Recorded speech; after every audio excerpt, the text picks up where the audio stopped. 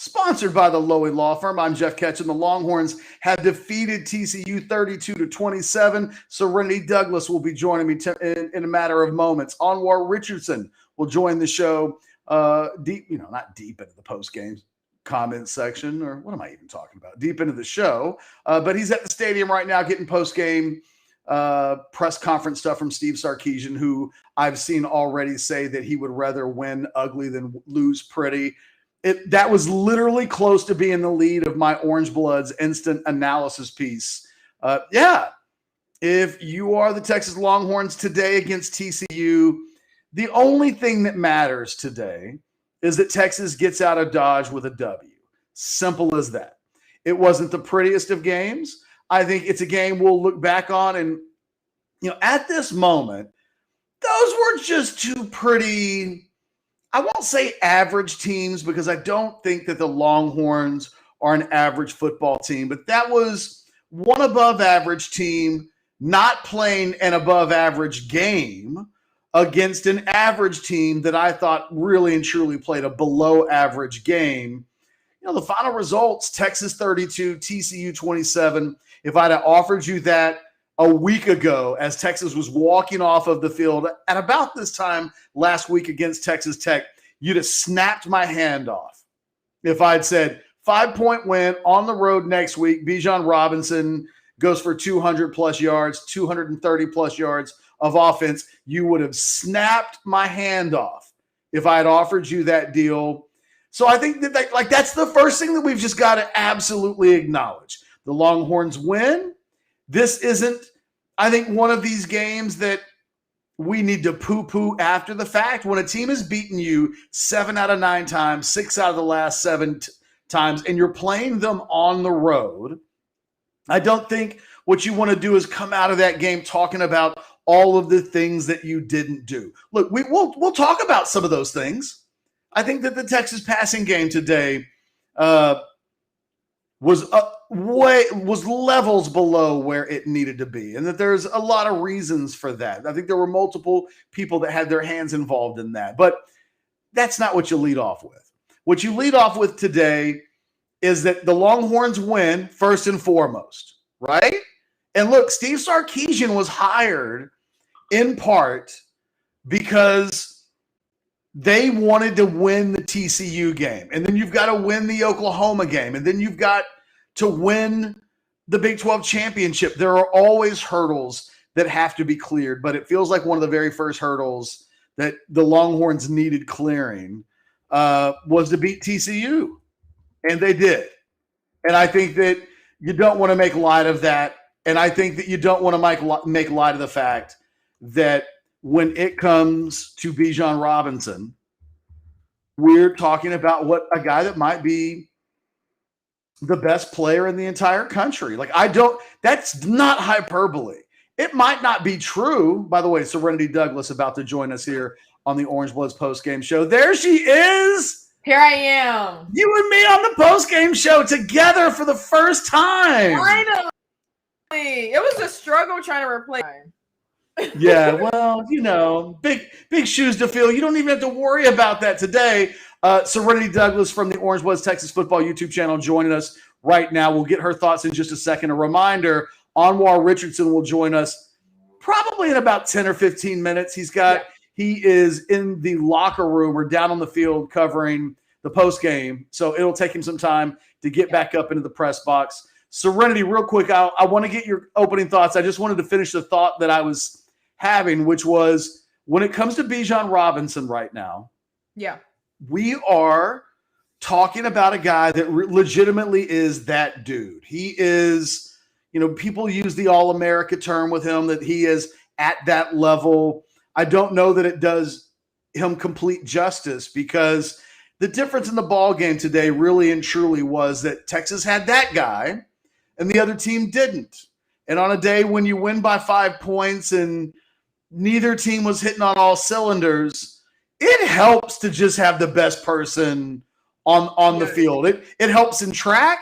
It helps in football. It helps in basketball. It helps when your team can turn to the single best talent available and just let that person go be great And sometimes that's enough, and it was today. And, I wonder, Serenity, if today is officially the day when Bijan Robinson's national respect and the talk around him starts to pick up a little bit. They're going into Oklahoma next week, and I think you're going to see Bijan Robinson next week have a monster platform. But today was his best game of the season so far, and he was sensational. There aren't enough positive comments that you can make about Bijan for what he was able to do today on the field. I call him the old reliable. I just kind of feel like Sark he's a sophomore. The old reliable, and he's a sophomore. What can you say? Honestly, Sark gives the ball to the people who he knows can get it done, honestly. And hopefully Bijan does start to get the recognition that he deserves nationally. If not this game, then definitely Oklahoma. But we'll see what he has. I'm nervous to talk about the whole team yet, but Bijan, I will always talk good about him because he's the old reliable. He gets things done, honestly. And it got to a certain point where they were giving him the ball so many times, and he was running the ball so many times to the point where he was tired on the sidelines. Okay, yeah, I'm ready to come out. And they put in Roshan. Yeah, and Serenity, that's really the first time in Bijan's career that the Longhorns, a year ago, Tom Herman was hesitant to make him carry that type of a workload. Yeah. And a combination of the games haven't been close enough to allow, and, outside of the Arkansas game, which wasn't close either, the other games were such that Texas didn't need to rely on Bijan to do everything.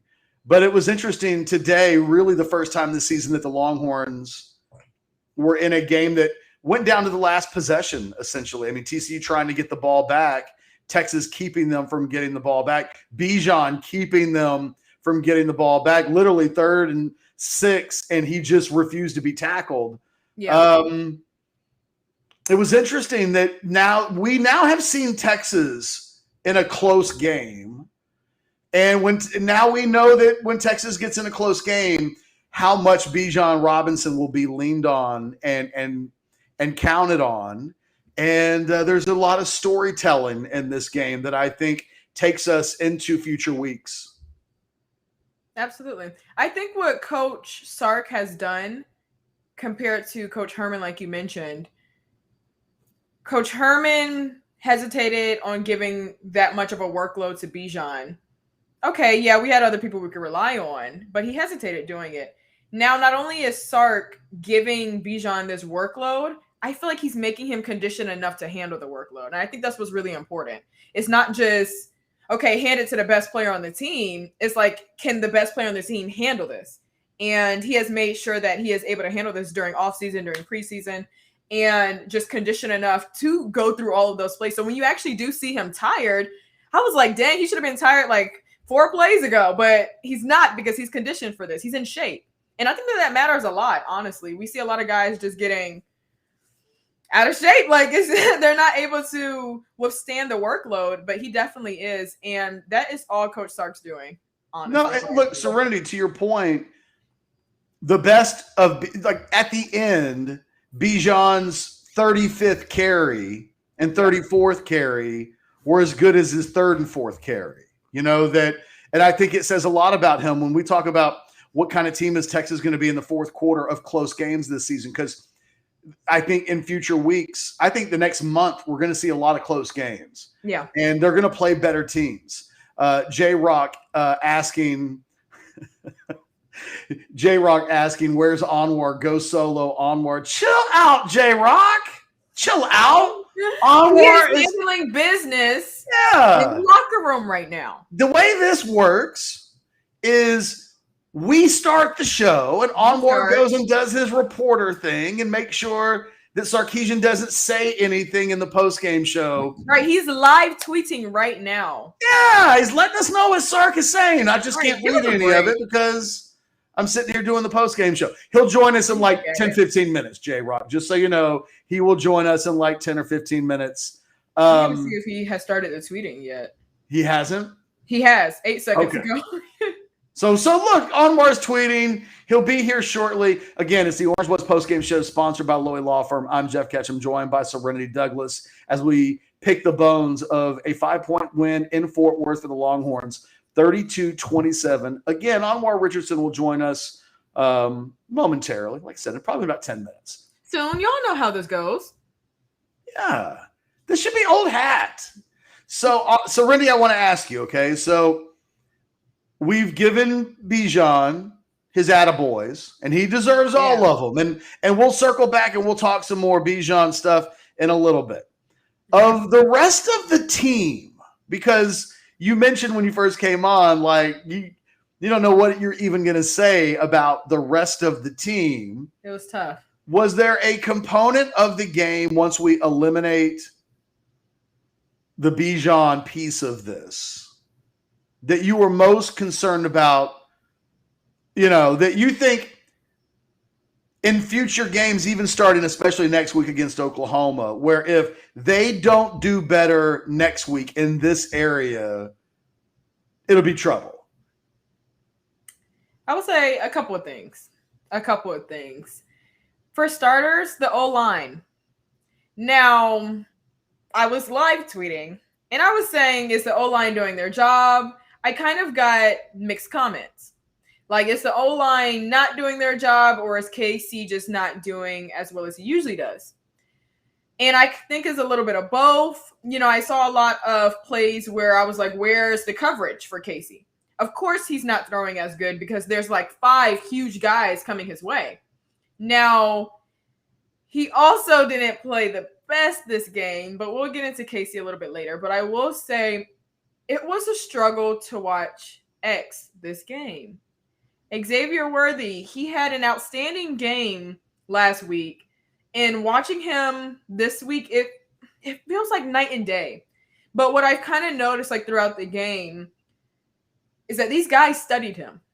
They know that he's a good player. They know that he's fast. They know that he is small but able to take a hit. And his hands are good. So they caught him slipping. At least, I want to say it like I was doing my notes, but at least 3 or 4 times.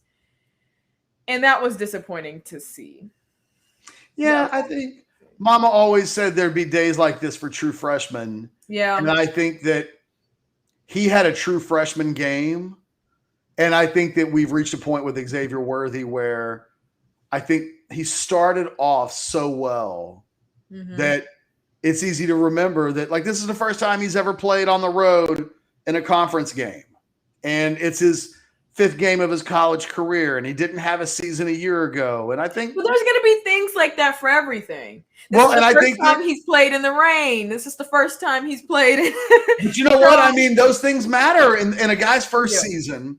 They do. All of those. Look, Casey Thompson started his first road conference game today. And whenever you say it's a guy's first time doing this or that, what you're really saying is it's a reminder that these guys are still largely unproven. That if you've never started a game on the road in conference play, what have you really done in your career up until this point? So, I just think that it's a reminder for Xavier that there's still development inside of him that may accelerate. Like, he may take a game like today and maybe he bounces back big next week, and we'll look back and say the disappointment from today was something that he used as a springboard to something bigger. If he doesn't, we'll look back on this game and say, remember when his season changed a little bit? It all started in Fort Worth. How he responds, I think, is a big part of his story for the rest of the season. I think Casey Thompson is an interesting guy to talk about today. And again, it's the Orange Bloods postgame show presented to you by the Lowy Law Firm. If you're watching on YouTube or Twitter or Facebook, thanks for checking in. I'm Geoff Ketchum. That's Serenity Douglas. Anwar Richardson will join us in a little bit. Just like Serenity didn't take my JOB for the season opener when I was sick, she's not taking Anwar's JOB today. We got all kinds of cast and crew that can pop in and do some post-game show analysis. I didn't want to be alone. I was alone. That's all it is. Serenity, I did like 50 minutes solo last week before Anwar jumped in. And like, I used to do 3-hour solo radio shows every day. So like, I have a big enough mouth that I can do it, but I like to have people to talk with. The thing that people don't realize is you can't have like a real jam session unless you got somebody to jam with. I understand that. Thank you. No, it's all good. It's all good, Ketch. I am not going to let them bully you today. Serenity's here. I don't want them to bully you. Like, where's Anwar? No, you don't have to worry about me. But I think when we look at Casey Thompson's performance today, I think let's first of all admit that his receivers, other than Jordan Whittington, Jordan Whittington makes 2 huge plays. And if we're going to give Bijan Robinson the attaboys that he deserves, you probably have to mention that they may not win that game if Jordan Whittington doesn't make the 2 catches that he makes. He makes the big, I think, 34-yard catch in the third quarter that really, is Casey Thompson's best play all day by a mile. Up until that point, I don't think there was a Texas receiver, not including Bijan Robinson, that had more than 16 yards receiving in the game. So Jordan Whittington catches that ball, and then he catches a touchdown, I think, in the fourth quarter to really help provide some separation in this game for the Longhorns, and then it gets close again. Jordan Whittington, I think, gets a big attaboy for today. Beyond those 2 plays to Whittington and the drops by Xavier Worthy, I thought Casey Thompson had a hard time today, and I think he did. If Texas fans had been watching Casey for the first couple of weeks and asking themselves, what in the hell did Steve Sarkisian not see in Casey that we're all seeing in the games that he didn't win the starting job? I think today Texas fans got a chance to see a version of Casey Thompson where they could go, okay, so that guy looked like that at times in practice, and that's why he didn't win the starting job. A couple of times a day, he threw the ball into coverages where, on his interception, triple coverage. There were a couple of plays where he probably should have been intercepted where he didn't see players on the field. And when you got the camera angles that would have showed Thompson's vantage point when watching the game on television, and you realize a couple of times that he just didn't see a linebacker that was kind of floating there in zone coverage and kind of reading his eyes, you could go, okay, ooh, wow, you got to see that guy. Yeah. And Casey didn't see him today. And the good news is Texas survives and wins a really critical game on a day when Casey easily had the worst game we've seen him have in his career, in his short career so far. Absolutely. But the highlight of his game was the 41-yard run in the first quarter. It's the best play. It was huge. Yeah. But is that saying a lot? It was a huge play, but at the same time, it's like we've seen other big plays from Casey. So the fact that was the one star. But you know what, Serenity, it's a great point that you make. It's his feet and general composure that made his performance today, which was from a passing standpoint, kind of on par with what Hudson did against Arkansas. Statistically, Casey Thompson's first half today was worse than Hudson Card's first half against Arkansas. But when you look at his ability to make plays with his feet and add stuff in the run game, which Hudson really showed a lot of hesitation in those first 1.5 games of being a guy that would just take off and take the big hit and not worry about it.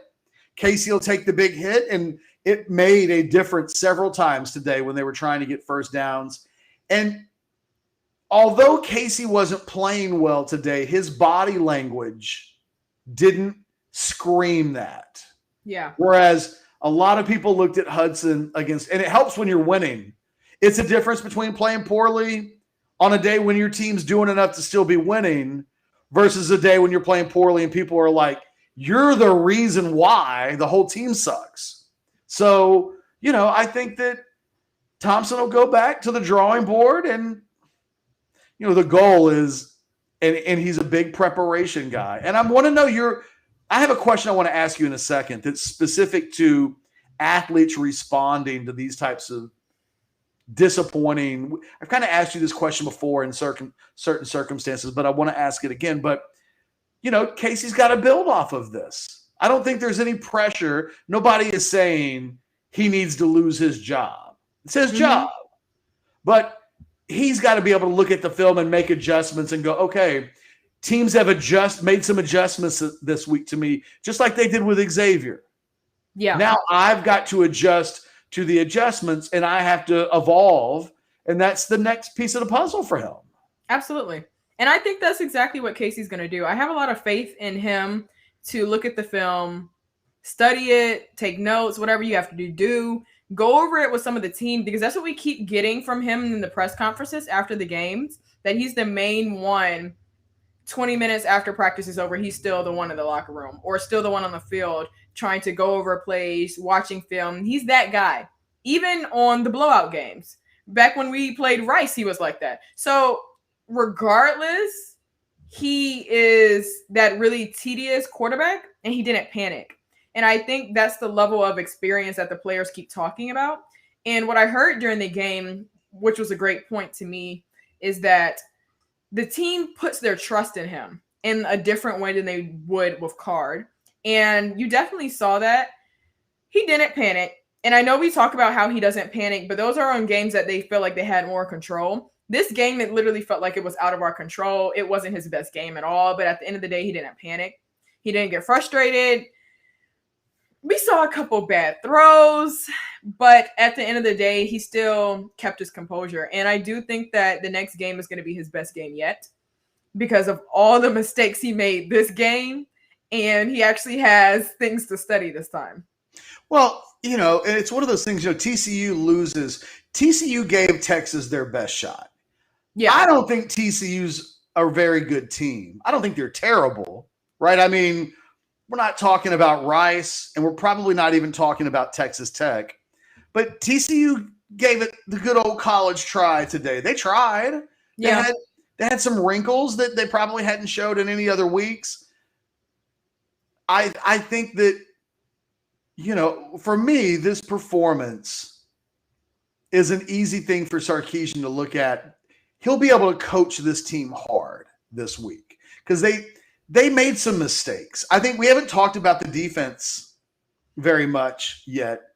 But, that's a group that the only thing that kept them from losing the game today was that TCU quarterback Max Duggan was kind of the average version of himself. I mean, if I look at the final numbers for Duggan on the day, let me see if I can pull that up. He goes 20 of 28 for 182 yards and a 137.8 quarterback rating. Let me look at it. I mean, Texas will take a 137.8 every week. And if you tell Texas going into any game that the opposing quarterback is going to be a sub 140 efficiency rating, I think Texas will take its chances that they're going to win that game. That is below average quarterbacking at the collegiate level. Now, look, I say that on a day when Duggan is a 137.8 rating and Thompson's a 114.7.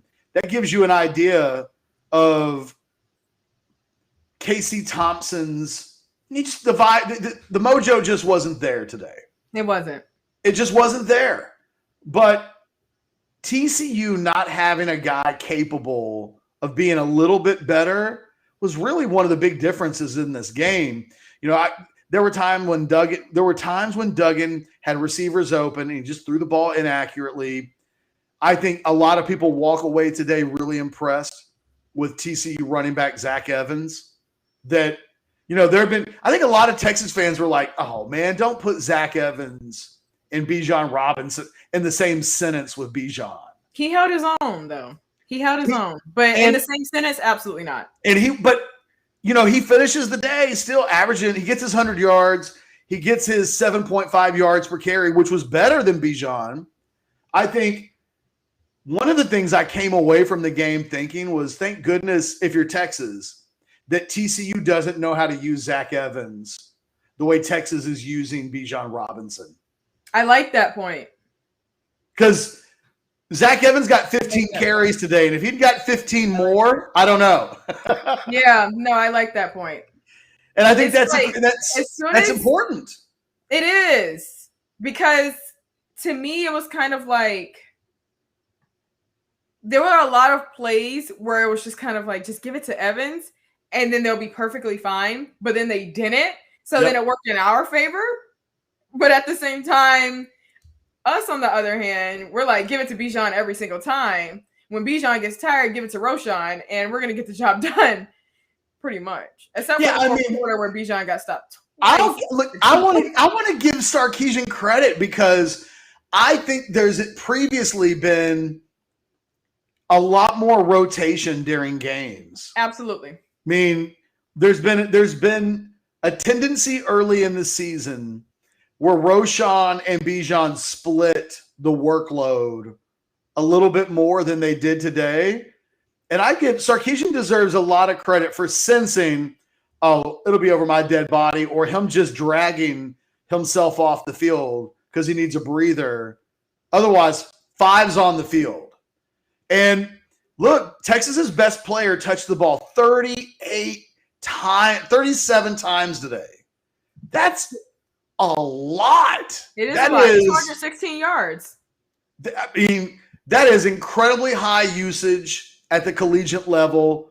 I bet I wouldn't be surprised if we see a stat later in the week where we find out that Steve Sarkisian either has never had a running back touch the ball that many times in a game, or that number ranks towards the high end of the amount of usage because Steve Sarkisian historically as a college coach isn't a guy that just piles carries and workload onto his best running back. It's one of the reasons why he typically hasn't had a bunch of 1,000-yard receivers. Today, he gave Bijan all that action. Here you go.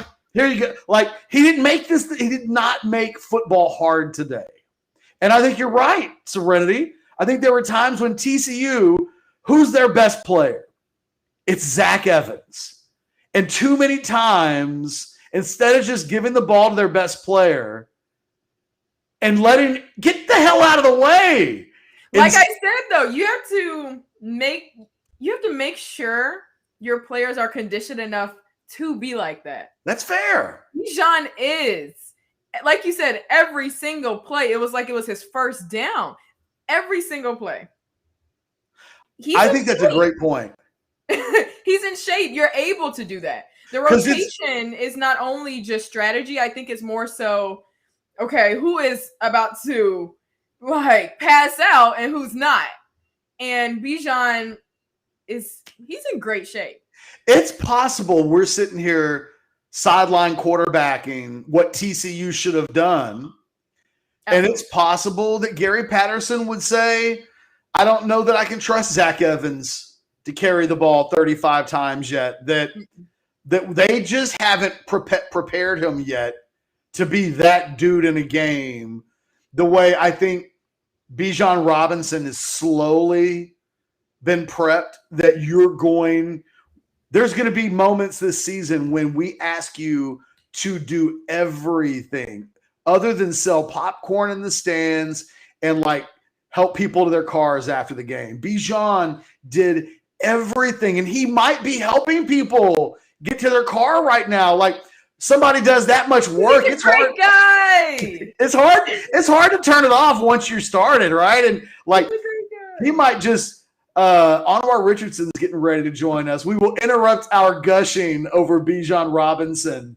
We just love him. Well, he's easy to love after one of the best running back performances that I've seen in a Longhorn uniform in a long time. Anwar Richardson joining us, Serenity Douglas, and myself, live from Fort Worth. You just finished at Amon Carter Stadium listening to Steve Sarkisian in the postgame show. Anwar, we've just been talking about this game.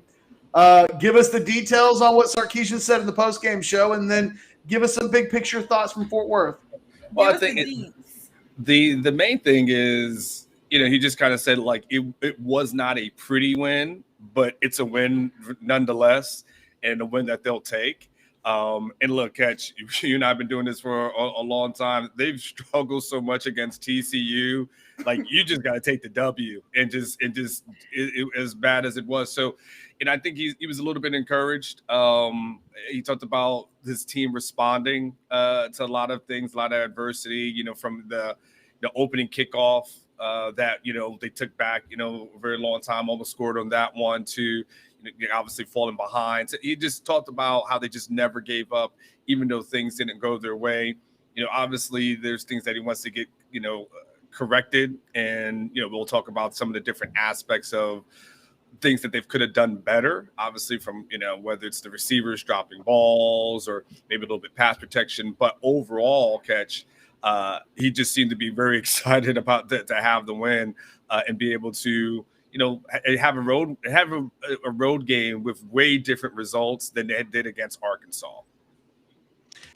I mean, you're right. And it's one of the things that I both wrote in my column and my incident analysis column, and that we led this, the Adam Lowy, the Lowy Law Firm, brought to you by Adam Lowy, the Orange Buzz postgame show. It's one of the very first points we made was that don't poo-poo this. It was easy to do after Rice and kind of easy to do a little bit after Texas Tech to a certain extent to say that either the win didn't matter or it wasn't a big deal or to find a way to nitpick it. Today's win was not pretty. And it looked like an above average team playing an average game against an average team playing a slightly below average game, when it was like both teams just made a bunch of mistakes, but they won. And this is why Steve Sarkisian was brought to Austin. One of the very first things they wanted him to do, you got to get the program beyond this little TCU thing. And Anwar, whatever happens the rest of the season, when this season is over with, it won't include an embarrassing loss to TCU on the ledger.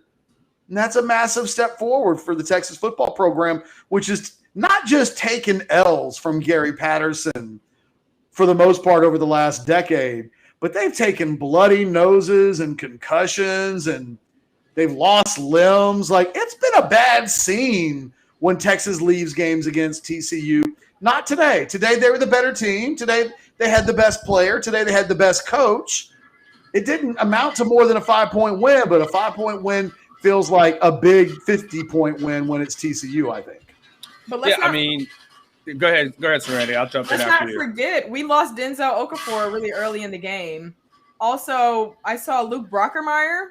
It felt like he was kind of down but not out every other play. But you're right. For the most part, we weren't really down and out the way that we usually are when we play TCU. But there were a couple mishaps. No, Ketch, one of the things, as I start thinking about what I'm going to write for tomorrow, but one of the things that kind of stand out to me, Ketch, is these are the games that Texas usually loses, right? The TCU game is a game that they lose. Texas Tech, Ketch, has been a game that they've struggled in throughout the last several years. OU has always been kind of a coin flip, but it's always been these are the stumbling blocks to this program. And to get past that, look, Keandre Colburn was running around with a flag after the game, Ketch. And you would think, if you're going to run around with a flag, it won't be after beating TCU, right? You would think that you run around after OU, you run around maybe after a big bowl win. You don't really think about, man, I got to run around with a flag because you just knocked off Gary Patterson's TCU team, right? But that shows you how much weight has been on these guys, where this team has been such a hiccup to them that it was like, holy shit, we did it. Let's celebrate. I mean, finally, that's where they're at. Dude, I mean, Keandre's an old head, right? He's just self-admitted, like he feels like an old dude on the team now. That dude hadn't had a lot of success against TCU. I probably would have wanted to carry the flag too if I'd been him. I don't blame him. Stuck it in the field. No, he didn't stick it. To my knowledge. I don't think he stuck it. I think he just ran around with it. That'd put Gary Patterson on tilt if visiting teams had planted the flag twice on TCU in consecutive weeks. Oh man, that would have been full tilt. That would have been full tilt. Anwar, we talked a little bit about Casey Thompson. Mm-hmm. And, what I mentioned early on, and I want to get your thoughts on this. The passing game it wasn't working today. I mean, it was a lot like Fayetteville, I thought, in the sense that, boy, every time up until Jordan Whittington makes the 2 plays in the fourth quarter, it felt like his receivers weren't helping him out and Casey Thompson wasn't helping himself out all the time. And that, for the first time this season, we got a chance to see the quarterback who's not a Heisman Trophy candidate.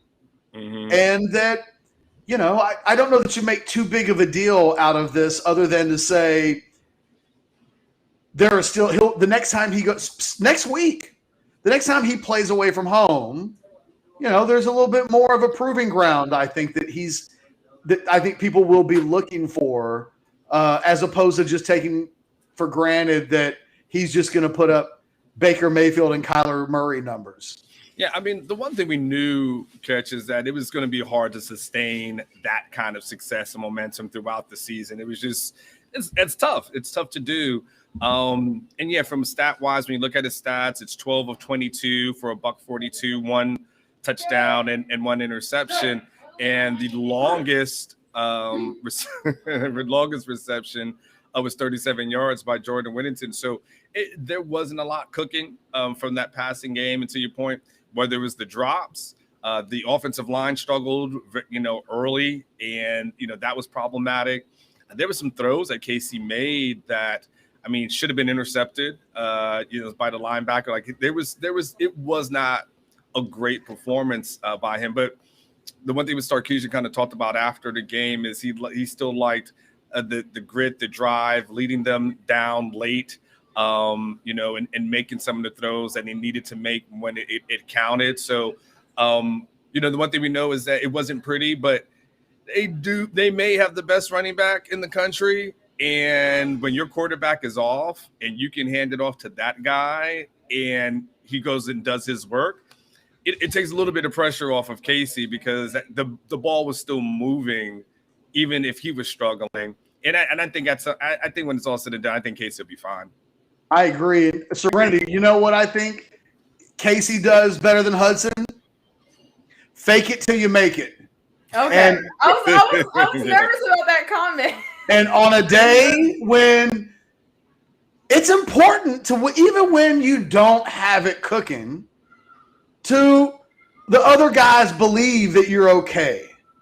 And when Hudson Card was struggling against Arkansas, you came away from that game and guys were saying he looked scared and spooked. He looked shook up. And Casey was playing, or at least statistically, was at a level that was Hudson-ish in that first half, especially. But Absolutely. You weren't worried about Casey. You didn't feel like, oh my God, let's make sure he's okay, because he just oozes a little bit more confidence. And I think Anwar, I know I just asked Serenity a question, but it sounds like that's what he kind of said. Like, we don't have to worry about him because he looked okay. You couldn't see that. You couldn't tell he was bothered by anything. Yeah, that's the one thing about he doesn't get bothered and he doesn't get rattled, and he still for the most part was decisive in his throws. Like we knew that Hudson was a little indecisive and he wasn't quite sure when to throw. Casey was still throwing it. He just wasn't connecting. He was still doing his best. So you never felt like he was rattled. And look, Ketch, we've done this long enough to know that Gary Patterson has a way of rattling Texas quarterbacks. We saw it with Sam Ehlinger for years. As good as Sam was at times, he always looked like a different quarterback against TCU. And I think Gary Patterson has a way of like dialing things up. And yeah, Serenity, yeah, that is kind of funny, the tug of war that was there. But Ketch, these are way easier conversations to have after a win. Hudson's problem was they lost so bad against Arkansas. Yep. That it was that conversation. But it's easy to shoulder shrug and say, he'll get him next time, and more than likely he will. Against an OU team that I don't know what the K-State score is. Maybe someone else does at this point. They can OU's up 9-7. Yeah. I thought it was 10-7. 10-7. Okay, I guess they just scored a touchdown and kicked the extra point. So against a team, the OU team that none of us are looking at as world beaters at this moment. Serenity. Are we gonna go back to the comment? Or yeah, I was gonna ask you, like, the fake it till you make it. Did you ever have a meet, or did you ever have a moment in your career when mentally absolutely projecting that you had it led to you or someone on, you know what I mean? Like there are days when you're not the best version of yourself, and yet you can't just quit and you can't just, let your team suffer because of it as best as possible. I thought Thompson was gritty and gutty and he was. I think that's what being the things he needed to do. That's what being a leader is all about. The way you are able to function in tough situations. What type of leader are you when nothing's happening? And he is still able to get the job done. Like Anwar said, they just weren't connecting, but he was at least throwing it. And the plays were good if they were able to just translate over the way that they wanted them to. Now, in Casey, I trust, and that's all I had to say about that. OU, he's going to be thriving, honestly. He's, like I said, he's like the number one person who studies on the team. That's what we've heard from his teammates time and time again in the press conference. He is just that experienced. But what I really wanted to refer to was DeMarvion. The one pick six that was made for Luke Brockermeyer, again, after he had his first interception last game, and now he was about to have another one. Demo was not having it. And I think that was hilarious because in the Demo show that we take this week, and I mentioned the interceptions by Josh Thompson and Luke Brockermeyer. He was a little bit bitter about it because he said, I want mine. Like, I'm really excited for them, but I'm ready to have my interception, everything else. And that's exactly how he played. Hey, man, DeMarvion trying to get All-America honors up in here. He's trying to get his. I can't – look, if it's a sack, those dudes want the sack. If the ball's on the ground – they want the fumble recovery. I cannot get mad at DeMarvion because that ball was close to his hands and he went for it. If Luke Brockermeyer comes over to me and is like, that was mine. At what cost? That's what I kept asking this whole game. But at what cost? He wanted that interception. Now look, nobody. How you gonna put a bone in front of a starving dog and then get mad at the dog because he went after the bone? Because teamwork. No. Not when you got a bunch of dogs that want the bone. Nobody got it, and he looked like the a-hole of that play. Hey, I'm going to say this, Anwar. I thought DeMarvion Overshow may have played his best game of the season today. There wasn't anything spectacular about it, right? Like there are no ESPN level plays of DeMarvion today where you go, he didn't have the Anthony Cook forced fumble on the quarterback or anything like that. But I felt like he made sure tackles. I felt like when it came to of the linebackers on the field, he was the guy that did the best job of containing both Max Duggan, but especially Zach Evans. And, his second half wasn't as big as his first half, but to lead the team in tackles with 10 and seemingly involved in everything positive that Texas had cooking on the day. Yeah, DeMarvion probably should have just let Luke have that pick, but DeMarvion was one of the, I don't want to say few highlights. Maybe there were more than a few, but the defensive side of the ball leaves today with some more question marks about it. But DeMarvion wasn't one of them for me. I thought he played a great game. I feel like I know what I'm getting from DeMarvion Overshown every week, and it's a really good football player right now. Yeah, I mean, he seems to be clicking, Catch on all cylinders. And the defense did struggle at times. Obviously, there were some things that they did give up. But, I mean, they were able to, for the most part, do a decent job, I would say, with Zach Evans. I mean, he ends up with, 15 for a buck 13 and a touchdown. But And he had his moments, but he didn't go crazy on like the Zach Evans catch that you and I know he could be. Like on his good day, Zach Evans can match Bijan. I'm not saying he's better, but just from an output, I think Bijan's better. But just from an output standpoint, we know what Zach can do.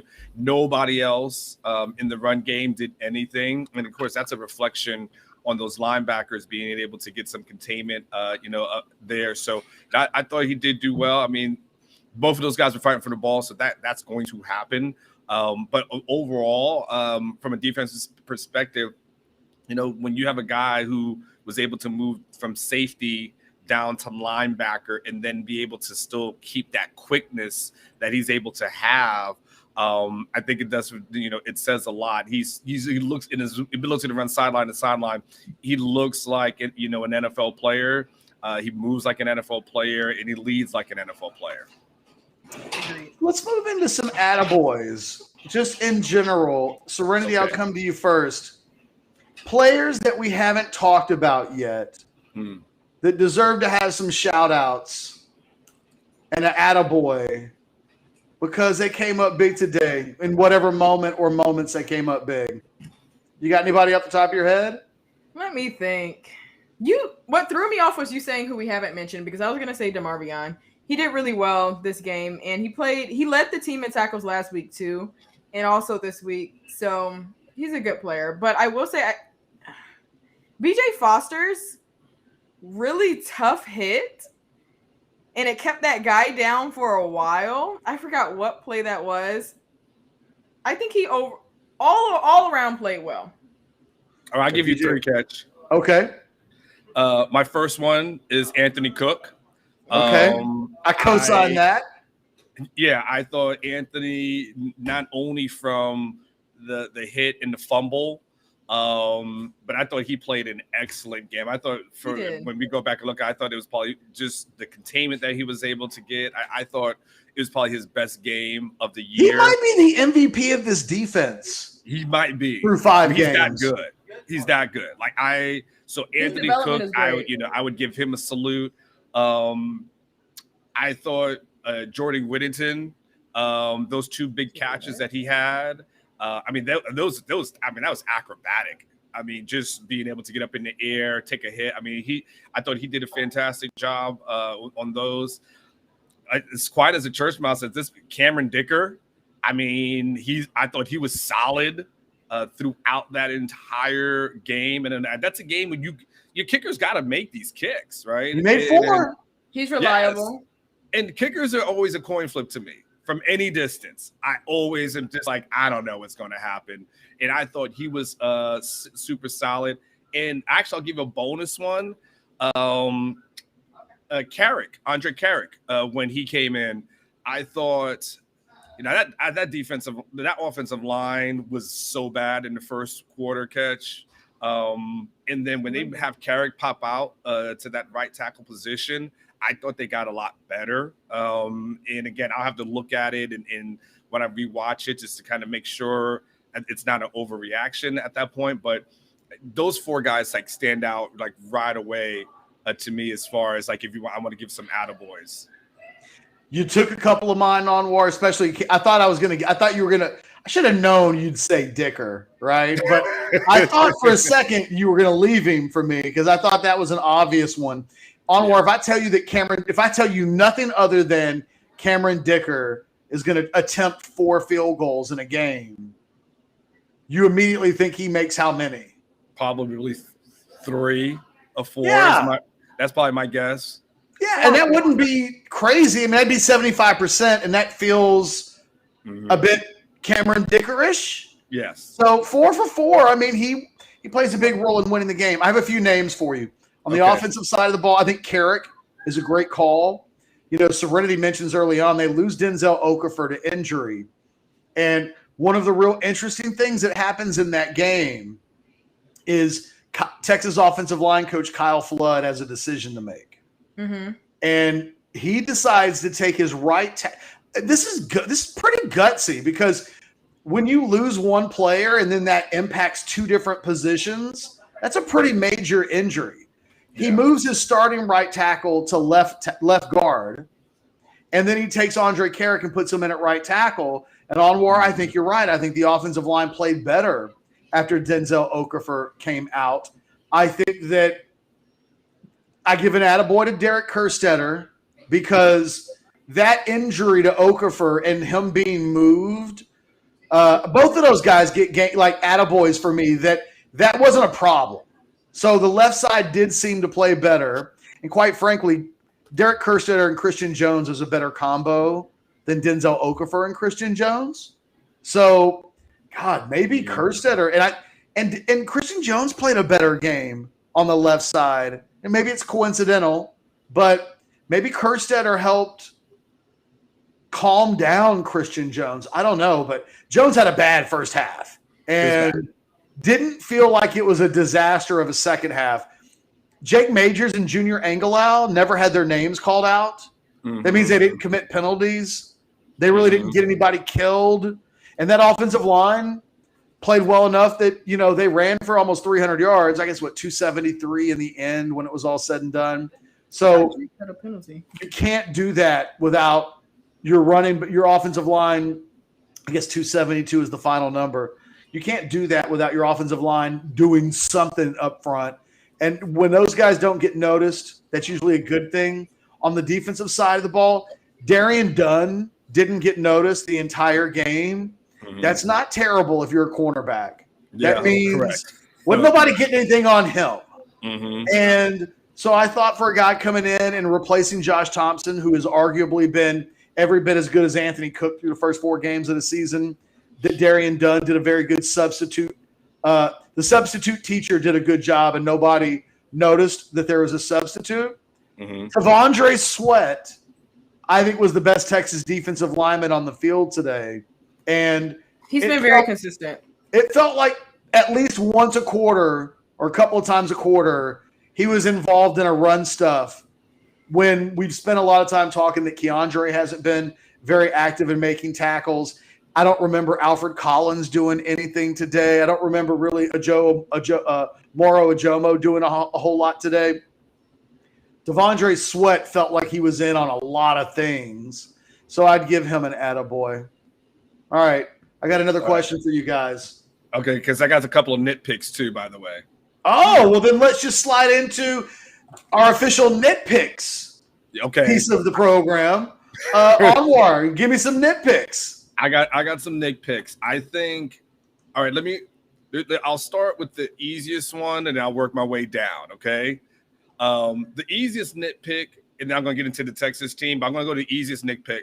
I thought these officials were horrible, okay? I thought I just thought some of the stuff that they called, the late hits, non-calls, I thought I'm never a huge fan of Big 12 officials. I thought this was an epitome of a horribly called game. I just thought overall I hated it with everything I saw from the officials. Okay, now let me get into the other nitpick. I think Sarkisian finds himself very fortunate because I thought some of his play calling when they got down by the goal line, third and fourth down, when you're not trying, I just thought there was some questionable things there. Not kicking the field goal catch in order to go up 8 points, and then they go for it on a fourth down and they don't convert. That's something we would always nitpick Tom Herman about. The binder. Why don't you take the points? Ketch, you remember we did that thing with Tom during the pandemic, and he talked about how his wife would always complain about him not taking the points. And I thought that portion of it, I think he got away with one because the TCU did go down and score. But they were able to run out the clock there. Well, and it would have, just to correct you, Anwar, that would have made it a 15-point game instead of a 12-point game, right? Correct. You're right. Correct. So it would have been 2 scores. That's right. It would have been 2 scores at that point. And so I just thought he got away with one. There was also an when they scored and decided to go for a 2-point conversion instead of kicking the extra point. That too was kind of I thought like, I'm not quite sure about that. And I get Sarkisian saying, you're saying like, I want to show confidence in my guys and I want to show them that we have confidence. So that's the reason why he's doing it. But when you, like anything, Ketch, when you don't convert, it does stand out to me. So I thought I thought he got away with some of the play calling there, Ketch. I do think that the drops by the receivers, I mean, those guys got to get to work this week because we've seen this over, 5 games, Ketch, of way too many drops by those guys, that unit in particular. And Xavier Worthy's a freshman, so that he had a freshman game, and I think that's fine. He'll bounce back, and I don't think any of us on the show are worried about him, this season or long term. But that unit overall, Ketch, has just been a little bit too inconsistent for me this season, and I just think they've got to get a little bit better. And the last nitpick, and we did say he did play better, but Christian Jones, that was rough in the first half, and that's got to get better because there was just times where he wasn't blocking anybody, and so those are some of my nitpicks right there. Serenity, give me some nitpicks. I mean, I agree. The play calling was absolutely horrendous, especially I think the one that really just set me over the top was the one against Anthony Cook. When I don't know which play it was. Y'all are better at this than I am, but it was right when Doug was going down and they just collided, and all of a sudden there's a flag towards Anthony Cook.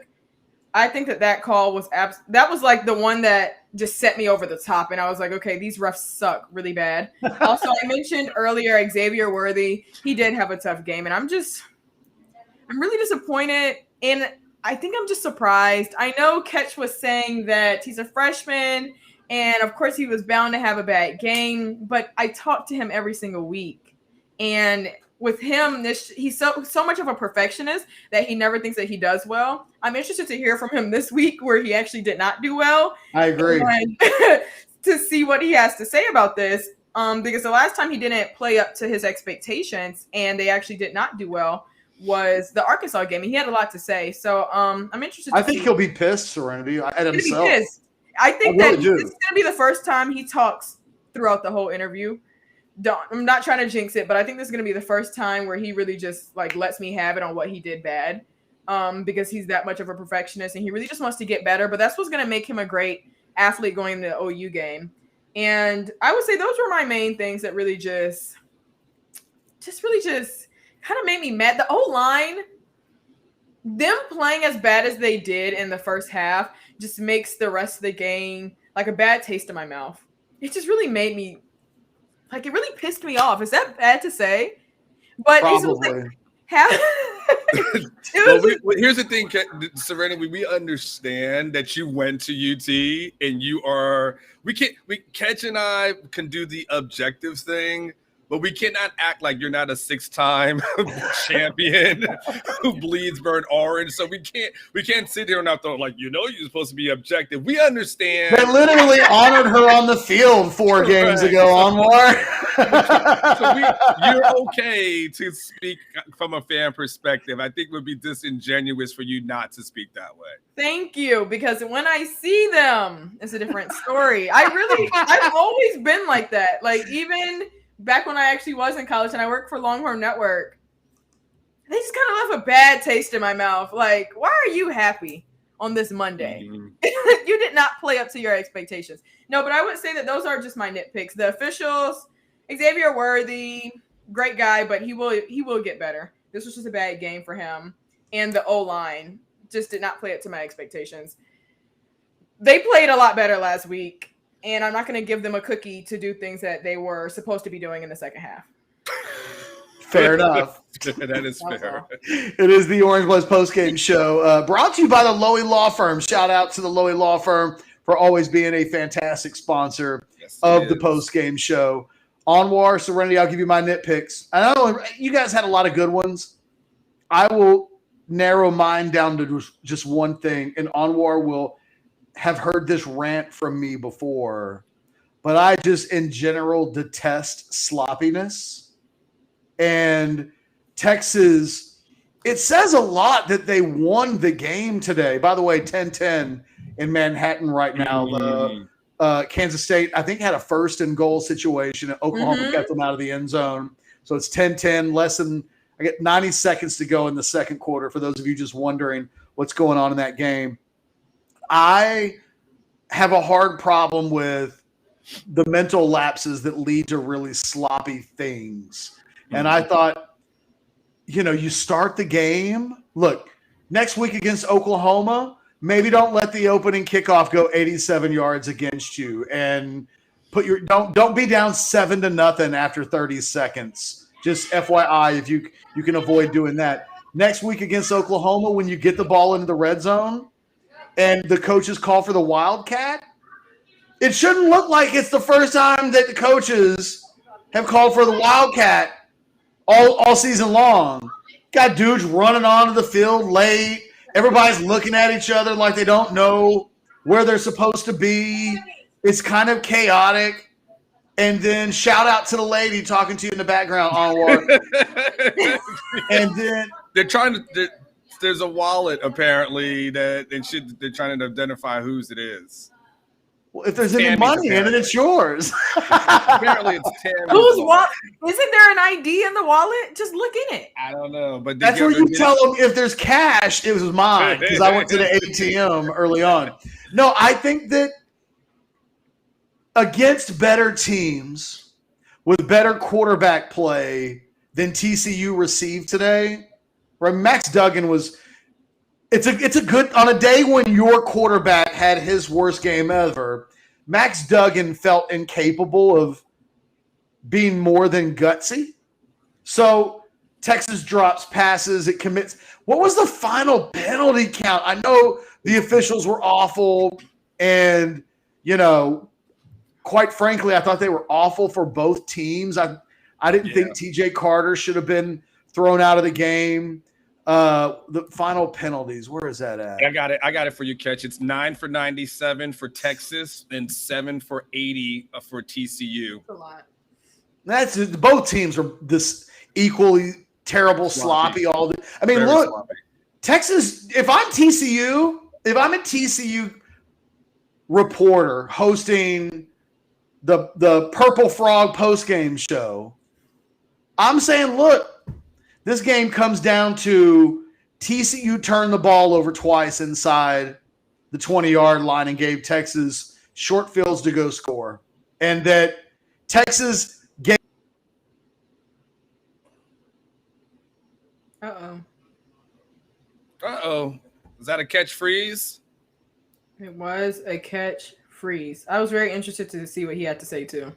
Yeah. Oh, and it's a catch drop, Serenity. You're closing it out, Anwar. So here's the thing that you don't know, and it's hilarious. Ketch is known for having bad internet. I mean, he is.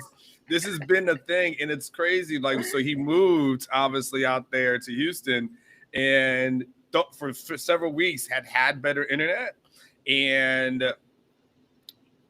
this is just typical. This is just what happens with Ketch and the internet. It is already on. So I forget where he was at. It was really some good thoughts. So all right, we've been. Someone said internet by Ashley Freniger.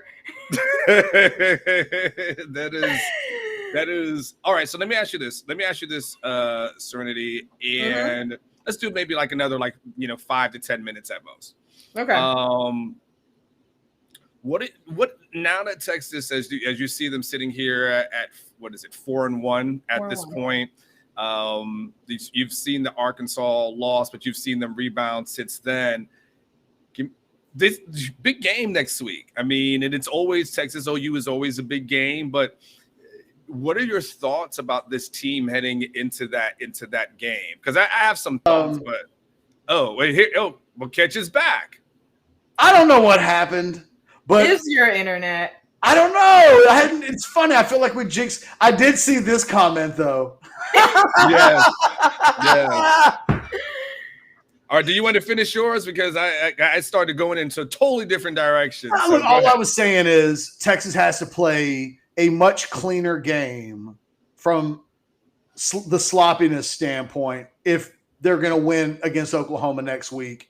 If they're going to, I don't know that today gets it done in any of their next 4 games. It might, maybe it's good enough to beat Oklahoma State. Maybe it's good enough to win in Waco, but I wouldn't want to take any chances. And I certainly wouldn't next week want to go to Dallas and, a state of next week. Anwar is so big. Yeah. Because if you want to get an Arch Manning, if Arch Manning's the kind of guy that's like, I want to have an idea of where I want to go before my junior season is over, don't be an unranked program losing that type of game next week and go, are they big time enough? Next week is a chance for Sark to put a huge marker down in terms of the direction of the program, in terms of what it can look like under his stewardship. And, it's just, they got to be much cleaner if they're going to pull that off. Now, what were you going off about? Actually, well, we were heading in that direction. Actually, you actually perfectly segued into it. I asked Serenity, now sitting at 4-1, her thoughts kind of going into the Texas OU weekend, and because you're right, Ketch, it is obviously it's always the biggest game of the year, but Texas is actually, it's been a while since you can see that Texas had a 4-1 kind of start. So that's where we were going and they should be ranked next week, right? We think they should be. They were 26 last week, Yeah, they should be ranked now. So that'll push them in. I will say, watching this game right now, it looks like OU is going to have a really messy win. Might not even have a win. I'm not sure. Rattler just fumbled. So things are going sloppy for them too, the same way it went sloppy for us this game. But then once they come together, they're going to be playing as if they're completely two different teams, in my opinion. Because, once we get together, Texas versus OU is a rivalry game. It's history of the Golden Hat. And it's at a middle location in Dallas. They're going to be playing like 2 completely different teams. Hopefully we walk away with it. I cannot judge off of this game today. I would really like to just forget this game. But going into next week, I think that we're going to be a different team, honestly. But that's how it always is when you play OU. Ketch, I think Oklahoma has been exposed this year. And I think we've seen them struggle. We saw them struggle against Nebraska. We've seen them struggle against Tulane, struggle against West Virginia. They've been really Catch. West Virginia didn't want it, right? West Virginia didn't want it because they should have taken it, as you would say, take their cornbread. They should have taken their cornbread and didn't. And I think, Catch, and then we'll see what happens with this K-State game. And, OU has been just good enough to squeak by and get past these teams. But, when you talk about what the things that Texas can't do against OU, I will say it works in reverse. There's things that OU has been getting by with this year that they cannot do against Texas, because I think this offense is good enough to put up points. This defense is just good enough to have their stops and create turnovers, which we saw today. And I don't want to go in the world of hyperbole, but I don't think OU is as good as their record says. I think they've just been getting by, and if they do, they could be in for a really rude awakening just with everything I've been seeing this season. I guess, Anwar, I'm going to save the question that I have for you for after this question, other thing that I want to ask you. I got to figure out the order of the questions. But to just keep the conversation going, Oklahoma kicks a field goal. They're going to go in 13-10 over Kansas State at the half. I'm looking at the Oklahoma-Kansas State box score right now, and Spencer Rattler has been the second best quarterback on the field. I mean, Skylar Thompson's had the better first half between quarterbacks. Neither team's running the ball very well. I mean, that's been a thing for Oklahoma all year long. They've got a 1-2 punch at running back of Kennedy Brooks and Eric Gray. On paper, that should be good. Eric Gray was an all SEC running back a year ago. He has 0 carries today. Mm-hmm. Then you look at the Oklahoma receiving game, and they've got Jaden Hazelwood. Marvin Mims is a baller. Austin Stogner is one of the best tight ends in college football. They've got players, but they've been awful on offense. It does feel a little bit like on paper the talent's even, but in terms of production, it feels like Texas goes into that game next week with the better offense. Yes. I mean, we can first of all, we know they got the better running back, and you can arguably say all 3 of their running backs might be better than the OU backs. I mean, if you want to go there, right? I mean, you wouldn't say Roshan is not in the conversation when it comes to those other 2 guys, right? I might. You might. I don't know. I mean, Kennedy Brooks is a 2-time 1,000-yard running back who averages almost 7 yards a carry for his career and has got some rings. I love John Bass. He's like, is this really Anwar or a clone? Is he actually picking Texas to beat OU? John, it's the Tupac hologram of Anwar. You, Danny. But you know what? I think this is the thing I always say, Ketch, and you're allowed to evolve, man. Like I will never be a person that is going to die on a hill just because I predicted something or said something 4 weeks ago or 5 weeks ago doesn't mean things change, life change. Shit, you know how many times I've been divorced? My life is, I know I'm all about adjustments in life. You know what I'm saying? So is this the time where I log off? No. This is the time you just hear me say what I say, because Ketch hears this all the time. You just get a chance to hear it now. Hey, real quick, Anwar, just so you know, Serenity, don't start making like divorce jokes. I don't. Just don't do that. Don't do that. You should see me and Anwar in the press box. He puts words in my mouth. Because I can't even remember what the hell I said, but I made a divorce joke, and he was like, whoa, whoa, whoa. And I was like, you do it all the time. And then I realized, oh, that does fall under the category of things that he can do himself. That is not, we're not there. I just want you to know that. I would never. I'm scared of Anwar. You scared? Me? I hear things, and I'm like, oh, it's joke season. And then I end up getting myself in. So I'm just telling you, and I want Anwar to know that's my way of saying I've learned my lessons. I think Texas. People keep throwing it out there. I think, look, I'm thinking Texas. I will pick Texas to beat OU. I will. That's what I was going to ask you, Anwar. I will. I'm going to pick Texas. A few weeks ago, I would not have. A few weeks to start the season off, I would not have. I had this team at 8 wins. I think at this point, Ketch, there's nothing that makes me think this team won't appear in the Big 12 championship game in Arlington. My thing with this whole thing, and I said this last week, but I'll repeat it. Texas is doing the things that we haven't seen them do. And I said this at the beginning of the show.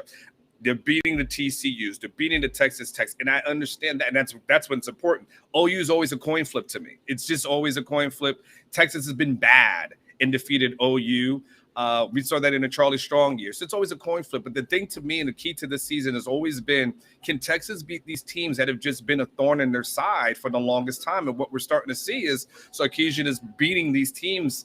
And so no matter what happens with the OU, I think this team is good enough to beat the Oklahoma States of the world or beat a Baylor. And it may not be sexy when the way they do it, but when I start looking at it, Ketch, objectively, I think K-State will probably be a close game. But I think this team is good enough to beat OU next week. And I think they're good enough and talented enough where it may not look pretty, but they're talented enough to, at this point, run the table, I think. But it won't be pretty. And some of them are going to be ugly wins just like this. But Arkansas happened, but I can't ignore the other games that have happened as well. And I can't ignore the other wins. Serenity, who are you? A week early. I don't want to steal our game prediction thunder a week before we give them, but your gut tells you what right now? Texas will win. Anwar couldn't have said it any better. We have beat OU when we've been a bad team. And I think that's what kind of makes me nervous, because when we've been a not so good team and we beat these good teams, you would think that that's the momentum that we would carry into the rest of the year, and then we don't. So it's a bit of like PTSD with that. You know, when we play good, we're like, okay, we're going to play good for the rest of the year, and then we don't. But I think that this team has turned around, and Coach Sark has definitely turned it around to be when we win. Hopefully, we're just going to keep winning. That's what we've been doing so far these past 2 weeks. So I think that we will walk away with the golden hat. I don't know where I am yet. I need to watch the second half of this Oklahoma-Kansas State game, I think, before I know what I have some question marks about this Texas team going into next week. I just don't know how many question marks I have about Oklahoma. And it might be that I have more about Oklahoma than I have about Texas. And there's a question, I think, to be asked about what the hell is the storyline of the game next week. I suppose it's Sark going for it, right? The storyline for next week is going to be Casey Thompson's dad. He played at OU.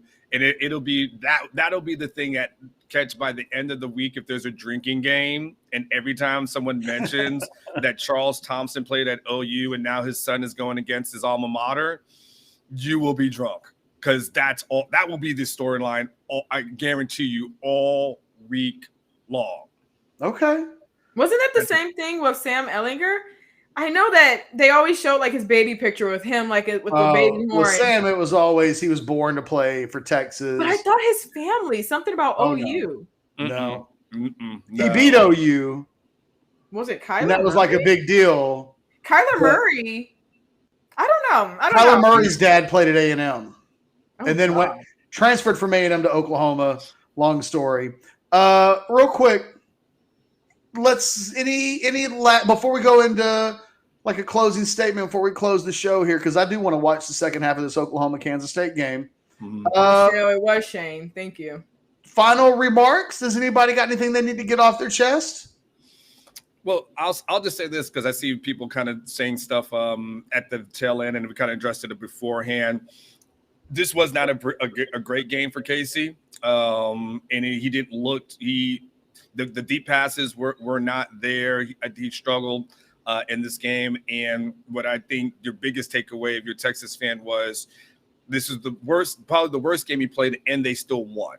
And so what you got to hope for is that they get those things corrected. Ketch, I felt like the Casey Thompson that we saw versus TCU was the Casey Thompson that we typically heard about in practice. You know, that guy who was throwing balls that should be intercepted and maybe it wasn't as accurate at times. Like that's where sometimes when we would hear reports about things to that effect, that's why I felt like we saw.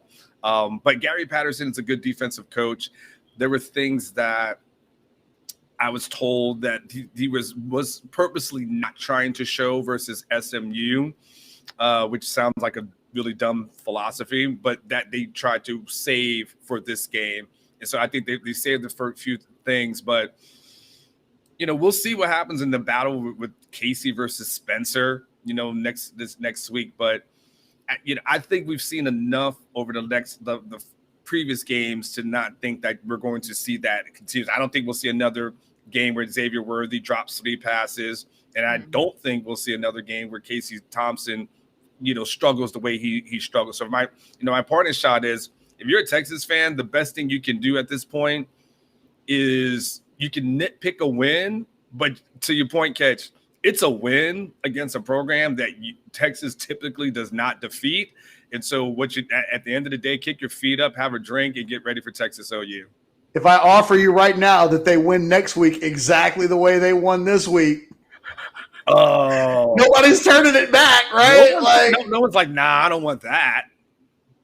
It's and here's the thing, Texas is not at a point where they can look down at a win. Like, this is not where that program is at. Like, you can't come off of, what was it, a 7-win season last year, or, the year before that was 8 wins. Like, Texas can't look back and like, man, this we don't want this win. Man, take it. Take your ugly win, no matter what it is, and be happy with it. And then it's like going out it's like going out on a date with Halle Berry on a day when she didn't take a bath. Like, dude, just take your W. Just take the W. Don't worry about it. That was an interesting analogy. She's in Hollywood. No, those Hollywood stars don't bathe. Anyway, I'm just saying, it's like a bad hair day. Yes, there you go. Hey, Serenity. It's like Lenny. I bring up Lenny Kravitz because he was like taking a photo on, I think, Instagram earlier this week, and he was thirst trapping women like crazy. Does Lenny Kravitz do anything for you if I say Lenny Kravitz on a day where, like it's a bad hair day or he doesn't wear deodorant? Like, you'd be all right. You'd still go out on a yacht with Lenny Kravitz, right? I absolutely would. Exactly. Exactly. That's what today was. Just this take goes your back W. to your point of you're just happy to be talking to people for the day. You're just happy to be talking to somebody. Hey, there are days when it doesn't quite end up like, Halle Berry on a day when she doesn't bathe. Serenity, do you have any parting shots? Close us up.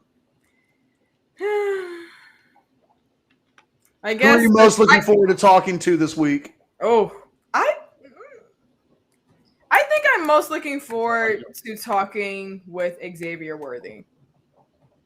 I think he is slowly starting to become my favorite because Jake Majors is my favorite right now. I can say that, but Jake Majors is my favorite right now. But Xavier Worthy is creeping into that spot. It's going to be interesting to hear what they have to say. I want to do all of them before the OU game just to get a perspective and hopefully get some in-person things with them just to get the vibes of it all. It's a different type of game. This is our Super Bowl, so we'll see. We shall see. All right. My parting shot is Longhorn fans, just go enjoy your Saturday. It's good. They beat TCU. And I feel like Anwar and I have been doing post-game shows for 7 years, and we have done some hardcore post-game shows over the years. This is only like our second Texas beat TCU post-game show. Yes. It doesn't. So I know. Look, you look at the stat. Look, here's what's going to happen. No matter what happens in this OU Kansas State game, OU fans are going to be tripping over the way their team is performing unless things change drastically. Just go enjoy the day. Because I think Texas goes into next week's game. I'm curious to see what the point spread looks like when this thing is over with. But it's weird. I have not said for a decade that I think Texas goes into a Texas OU game with a better offense than Oklahoma. But, Oklahoma is struggling for points. And whatever this Texas team is, they look like they're going to be able to score points each week. I'm almost flabbergasted that they didn't break 40 today because it certainly didn't look like they were going to be kept under 40 in the first quarter and a half. So enjoy the W. Don't sweat the specifics. The Longhorns went on the road and they won a road game in conference play that's been almost impossible for them to win for most of the last decade. That is worthy of enjoying your Saturday. Worry about Oklahoma after today. Enjoy the Saturday. And then know that Texas OU begins tomorrow, really and truly. And it should be an interesting game because I think that all that's on the line there, Anwar, is pole position and taking complete control of the Big 12 this year. And if Oklahoma closes the deal against Kansas State, those are two undefeated teams in conference play fighting for a pole position to get back to Dallas. I think that's a hell of an exciting little matchup.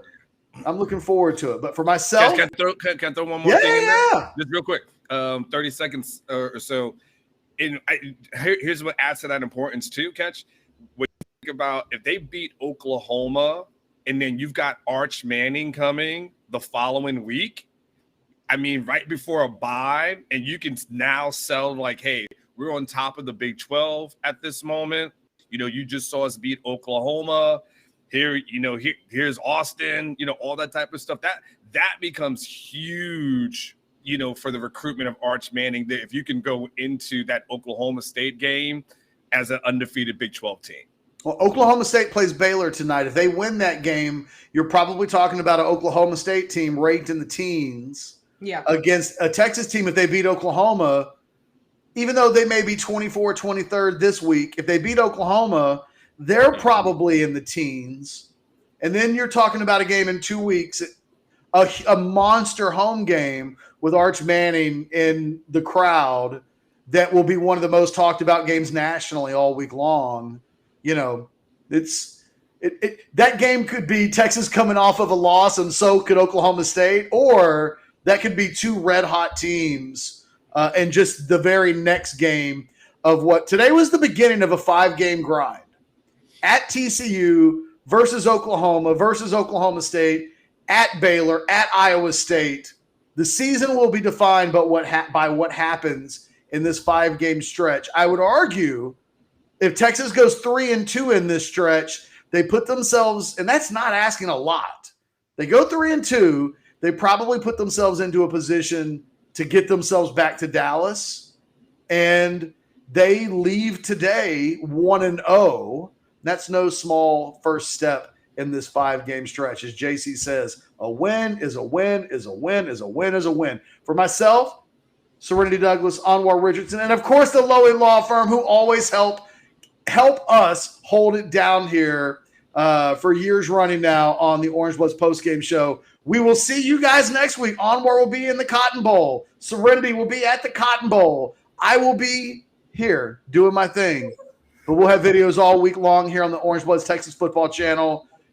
You guys have a great rest of the weekend. Treat each other well. We'll talk to you soon. Later.